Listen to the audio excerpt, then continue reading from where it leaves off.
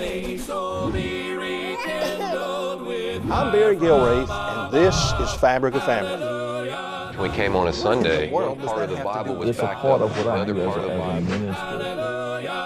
The glory, revive us again. I'm Barry Gilreath. This is Fabric of Family.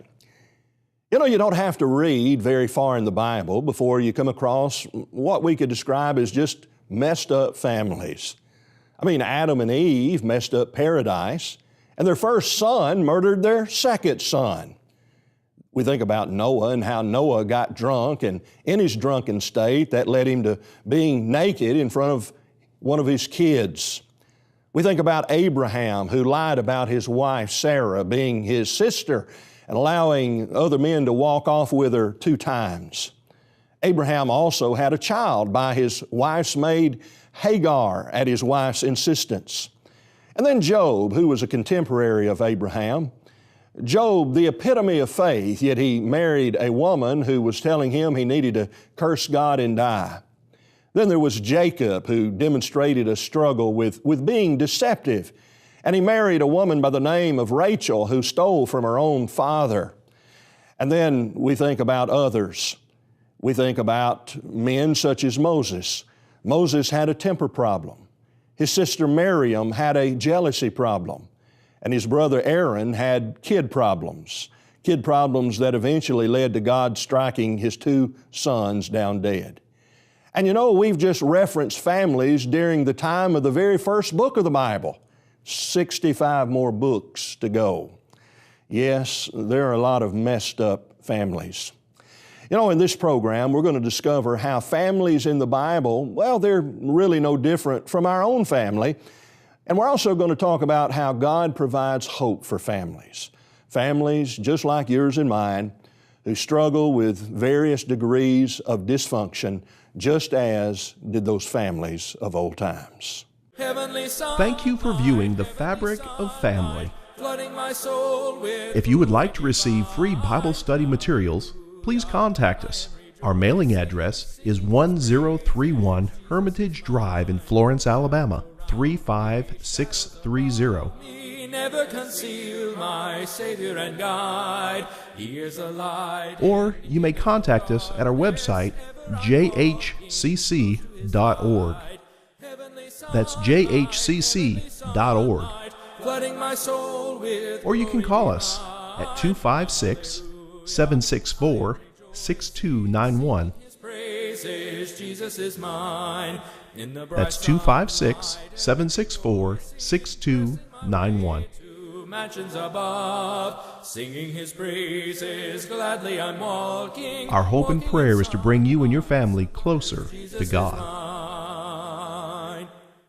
It's time for our panel discussion today on Fabric of Family. I have with me 2 individuals who have been with us in previous programming. It's good to have them back. We have with us Clifton Angel. Clifton is the preacher for the Coldwater Church of Christ in Coldwater, Mississippi. And sitting beside Clifton is Cameron Freeman. Cameron preaches for the East Haven Church of Christ, and this is located in Memphis, Tennessee. Yes, it's good to have both of you back today. And we're talking about a really important subject, and I think it's a very interesting subject because we're talking about messed up families. You know, I hear people from time to time who will maybe reference their family and they'll say, you know, my family's just a messed up family. And then they'll start to talk about how, you know, they have this relative who has been involved with this or this family member who's done this or that. And they begin to describe the dysfunction that exists in their family. You know, when I hear that, though, I think to myself, you know, are families today really any different than they were, say, in biblical times? Are we more messed up today than we were during the times that the Bible was written concerning, that is, concerning those who lived during those biblical times? My answer for that would be no. The basic principles of life continue to be the same throughout ages, and we continue to face the same challenges that have been brought about by sin. Or you can even think along the lines of Solomon said in Ecclesiastes 1:9 through 11, there's nothing new under the sun. Nothing new under the sun. Basically, things that were are things that are. Yeah. And so there were, if there's dysfunction now, there was dysfunction probably then, without a doubt. And so for the most part, human behavior, human nature hasn't changed. And so man's still the same. So. Yeah. And in my introduction today for this program, I gave some examples about dysfunction that existed in families during the time that Genesis took place.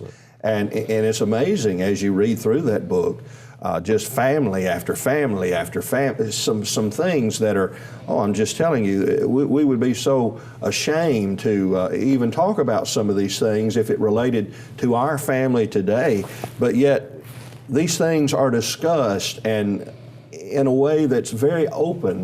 There's no attempt to conceal or to hide, skeletons in the family closet, so to speak. Why do you think God has preserved what is surely shameful stories of dysfunction in families that, they were families that were supposed to be striving to live according to the teaching of God?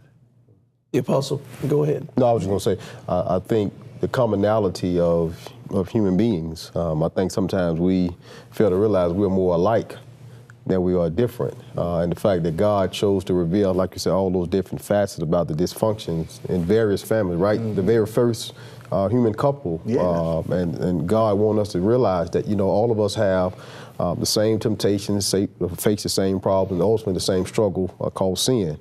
Romans 3:23, for all have sinned and come short of his glory, the glory of God. And so I guess he wanted us to realize that all of us we have more things in common and we're more alike than we are different. Thus we need the same common Redeemer, Jesus Christ. Absolutely, Cameron. That's a good thought. Clifton? The Apostle Paul said, for whatsoever things were written aforetime were written for our learning, that we through patience and comfort of the Scriptures might have hope. So in our families, we can look to the families of the Bible and have hope, see that we're no different than them. Yeah. And if someone says, I don't have any dysfunction in my family, well, the truth of the matter is they're either not telling the truth, or they just don't know about it. But believe me, it's there. All families, to some extent, have some dysfunction, because when we talk about dysfunction, we're talking about, walking contrary to the teaching of God, and no families are perfect. Right. So therefore, all families have some level of dysfunction. Now, some more than others. Right. Some it's more obvious to those who see that family, but all of us, all families, have some level of dysfunction.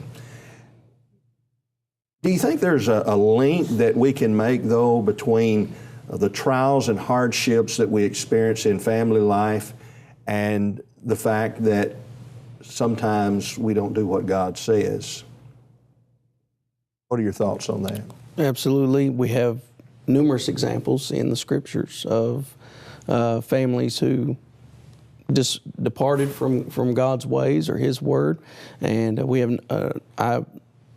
What immediately comes to my mind is the book of Samuel, the book of the Kings, the book of Chronicles. Oh yeah.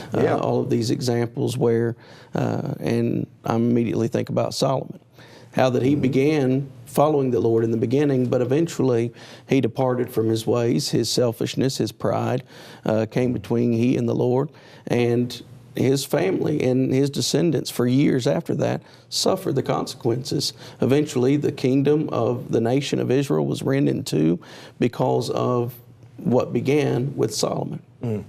Yeah. You think about Solomon's father, David. Wow, dysfunction. You're talking about there are so many of the stories surrounding David. Of course, there are many stories that paint him in a positive light, like when he went out and faced the giant as a young man. But there are also those stories that reveal the very intimate part of David's life and events that would be shameful. You think about David committing adultery with Bathsheba.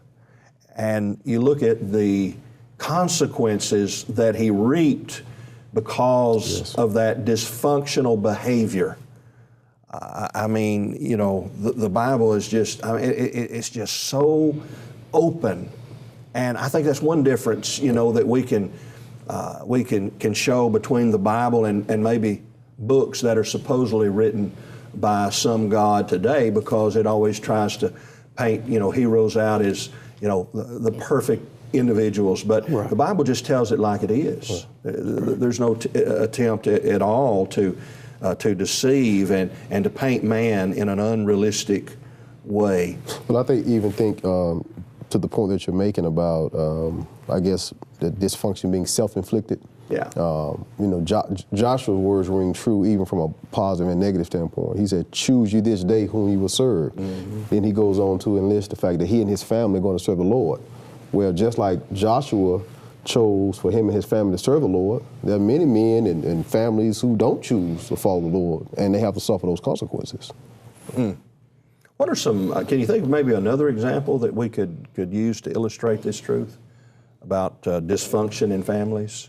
As it pertains to not following the Lord, mm-hmm. I think from another biblical standpoint, I think like Eli. Yeah. Eli, his sons. Oh, he had, I tell you, his sons were a handful, weren't they? The Bible says concerning him that he disciplined not his sons. Right. He kind of let them have free rein, do what they want to do.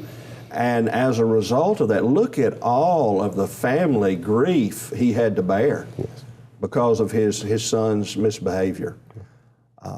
And sometimes I think about that, and I think about parents today who are afraid to discipline their children because, they maybe have been taught that that's the wrong way to do it. Right. They're fearful of what their child might say, but you look at parents and children who live in homes that are dysfunctional because the parents aren't acting like parents. The children are trying to parent the parents. And I'm telling you what, you just have so much dysfunction and so many negative consequences when we get away from doing what God says to do in His Word. That's right. There's another thought that I wanted to bring up to see what your thoughts were on this as well. One reason that some families are destroyed is because they lose hope for family improvement. And, as I think about that, I think about how that maybe sometimes a person may think, well, it's useless. My family's in such disarray, it's just useless. And when we take that attitude and we don't have the hope that we can be better husbands and be better wives. It's not always going to be easy, but we can do that. Mm-hmm. And when we lose that hope, then our family just spirals into to destruction. What are your thoughts about that? The very first family upon the earth are an example to us in this regard. Adam and Eve both had experienced dysfunction in their family as parents. You have Abel, who was trying to do what was right, and Cain, whose pride got in the way, and he ends up murdering his very own brother. He, as a punishment, has to depart from their presence, and so they might have been at the point where they say, our family is completely dysfunctional. We have no hope going forward from here. But you go back to Genesis 3 and verse 15, we're reminded of the promise that God gave them in the presence, or even speaking to the serpent on that occasion, that there would be one who would come who would crush the head of Satan. And then you have also in Genesis 4 and verse 25, the fact that Adam and Eve were given another seed. They were given another son. And after she gave birth to Seth, that is, Eve gave birth to Seth, she said, "For God hath appointed me another seed instead of Abel, whom Cain slew." And so she had hope from God. Yeah, and where would we be without that hope for improvement? Right. Sometimes a family, maybe a couple, they're struggling in their marriage, and they lose hope. And when you lose hope, you stop trying. And when you stop trying, you're doomed to fail. Right. Or maybe parents who are struggling with a child who has become addicted to some drug. And there are lots of families out there who have issues with drug addiction. One or more members of that family is struggling with that. And I know it's got to be hard when you're dealing with a child that's addicted to some substance like that, or maybe a parent. It's got to be hard for the children. You got a parent, but we can't give up. Right. We can't lose hope, because if we lose hope, well, there is no hope. That's right. We got to keep that hope alive. Well, we're going to take a break here and watch a segment entitled A Word for the Family, and Ryan Manning's going to present that for us today, and then we'll finish up our discussion. Hello and welcome to A Word for the Family. As a parent, I have a responsibility to make sure that I do my best training and raising my children.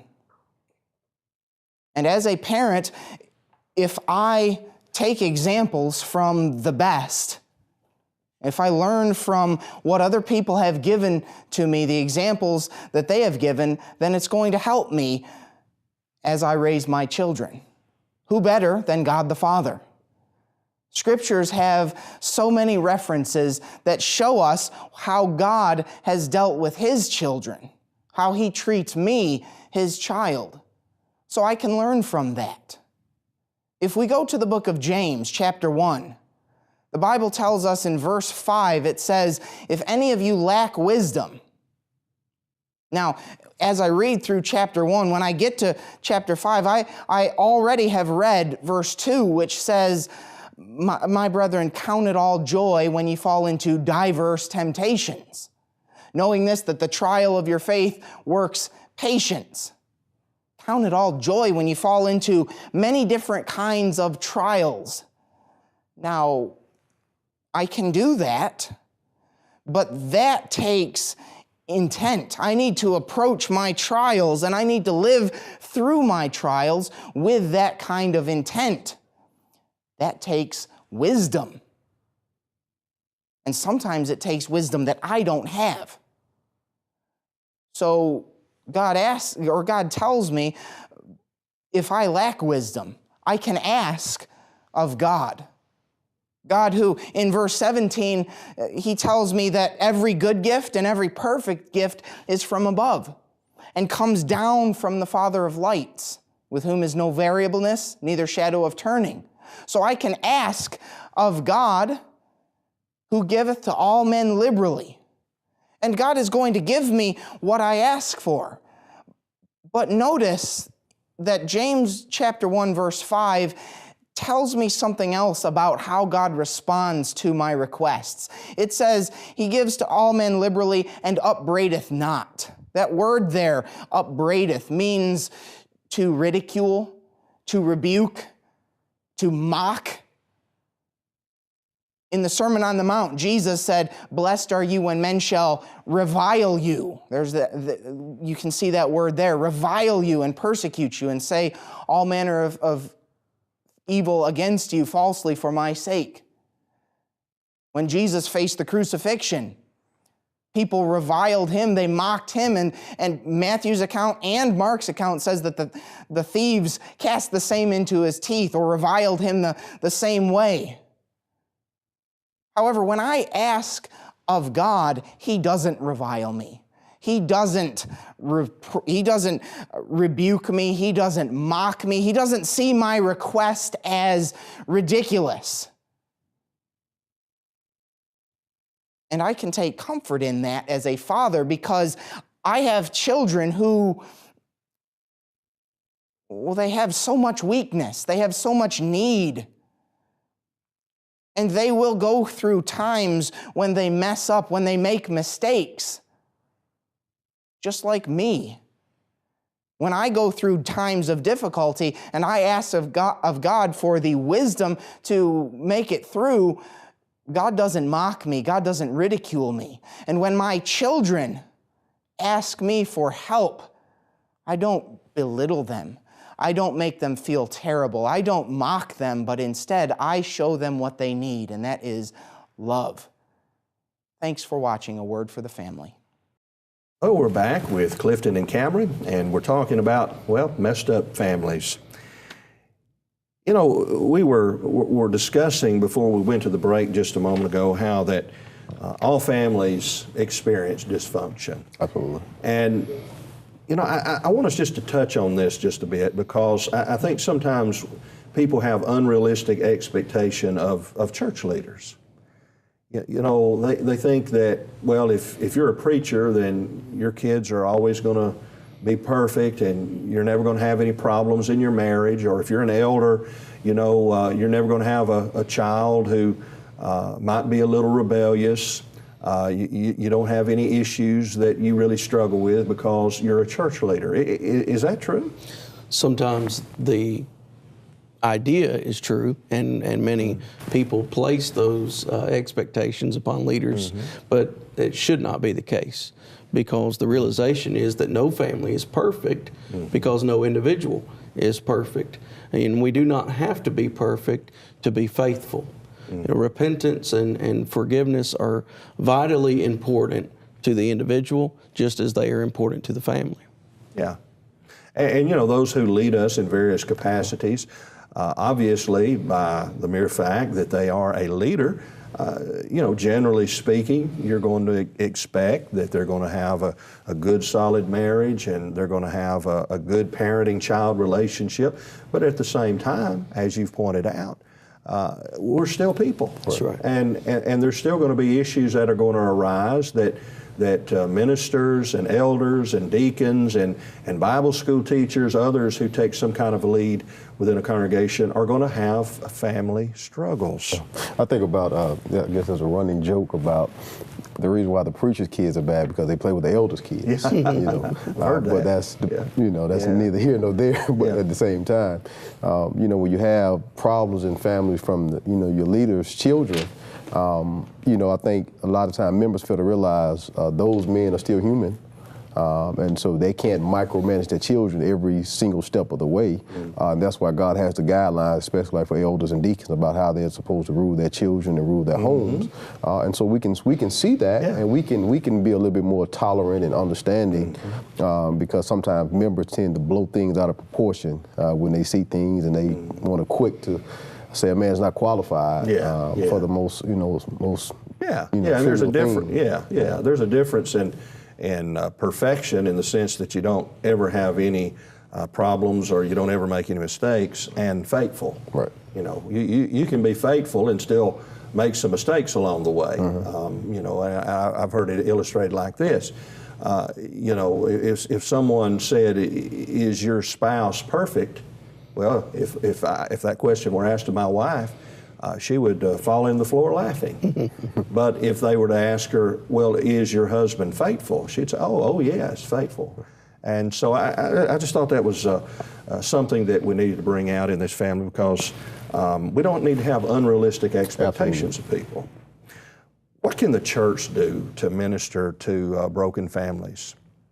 I've often realized that, failed to realize, years ago, how much emphasis the Bible places on the parent-child dynamic. And one of the ways I believe that, churches can have family is to have teachings and classes centered around that relationship.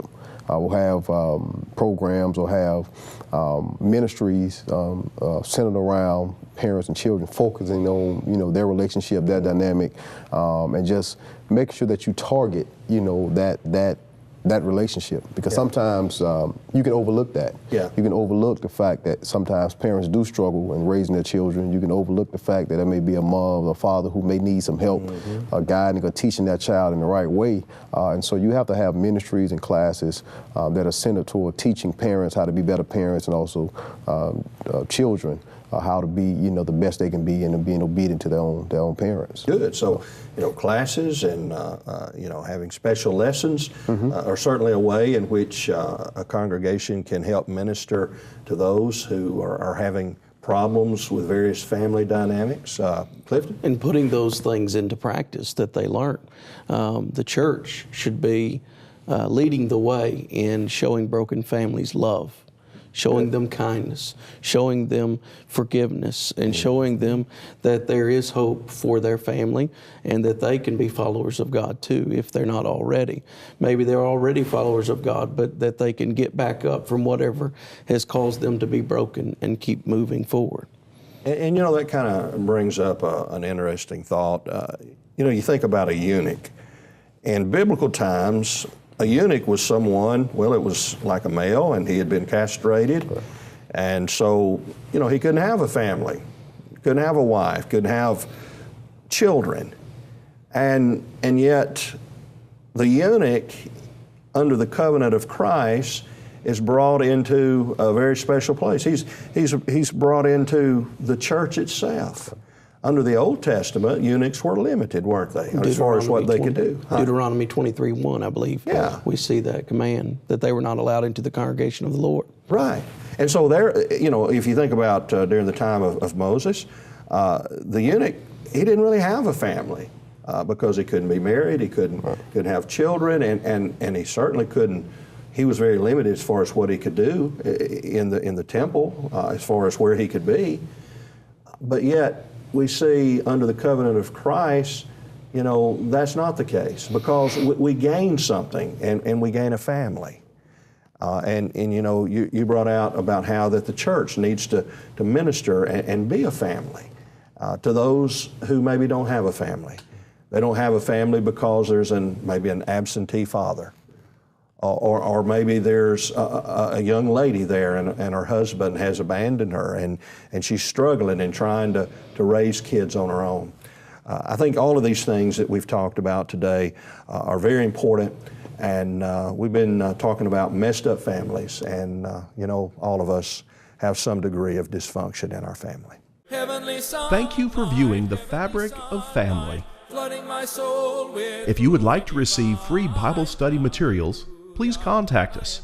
Our mailing address is 1031 Hermitage Drive in Florence, Alabama, 35630. Never conceal my Savior and guide. He is a light. Or you may contact us at our website, jhcc.org.